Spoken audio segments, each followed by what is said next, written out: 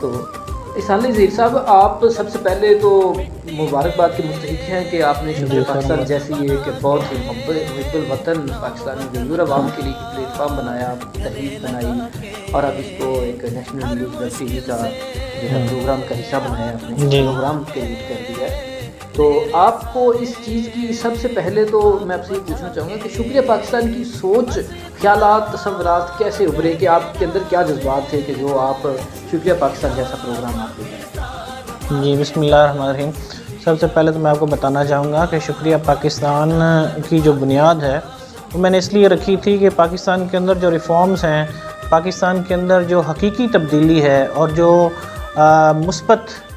کردار ہے جو پاکستان کی تبدیلی میں ریولوشنری کا، وہ محب وطنوں کے ذریعے سے آئے۔ جو ہمارے پولیٹیشنز ہیں، یہ جتنے بھی ہیں جو آپ کو نظر آ رہے ہیں،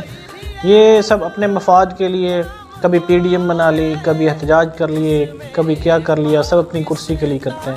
لیکن ہم پاکستان آرمی سے محبت اور ہمارے جو حساس ادارے ہیں، ان کا جو مثبت کردار ہے، ان کو ہم لوگوں کے سامنے جو ہے اجاگر کرتے ہیں۔ اور اس کے علاوہ جو شکریہ پاکستان ہے، ایک ایسی محب وطن ہماری موومنٹ ہے جو انشاءاللہ ایسے لیڈر پیدا کرے گی، ایسے پولیٹیشنز جو ہے پاکستان کو دے گی جو حب الوطنی کے ساتھ ساتھ اسلام کے اصولوں پر